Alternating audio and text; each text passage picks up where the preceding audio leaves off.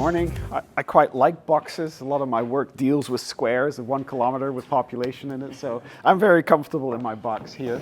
I probably have the ugliest slides for this morning, so apologies for that.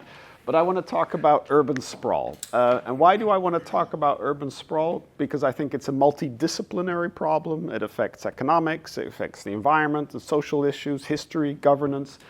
And I think it's a very poorly understood problem, and it's one that's already changing our policies. If you look at what the UN Habitat put together in terms of Sustainable Development Goal, it was limiting the expansion of cities at the same rate to the expansion of population. We don't know if this is a good idea. We don't know if this is necessary. We don't know what the costs are of trying to impose such a limit. In Europe, we're talking about no net land take. I think this is based on a very poor understanding what the impacts are of land use change. And I think we need to understand it much better. So what would we need to understand sprawl? First of all, we would need to say what it is and how we measure it, and there's no consensus on that whatsoever. And here I'm going to go outside the box a little bit. I think we shouldn't only talk about urban sprawl, we should also talk about rural sprawl. In Europe, as far as I can tell, dispersed rural living is much worse for the environment, much worse for energy use, much worse for land use change. So if we're stopping urban sprawl by generating rural sprawl, we're actually collectively worse off.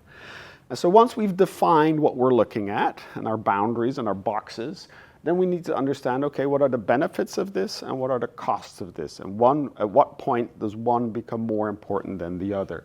And especially, I want to also think collectively about what are the negative consequences of trying to contain sprawl. Here in the UK, we have the very famous example of the green belts, which lots of people like Paul Cheshire have said are extremely expensive and bad ideas, and I actually think he has a very important point there. So I think we should think about, okay, how can we make sure that we generate more benefits rather than costs when thinking about this interaction between land use and population change? I do think that we're underpricing transport, so I do think there's an economic case to make that we are spreading our cities maybe too thinly, but I fear that the measures we're taking to contain those cities are generating more costs than benefits.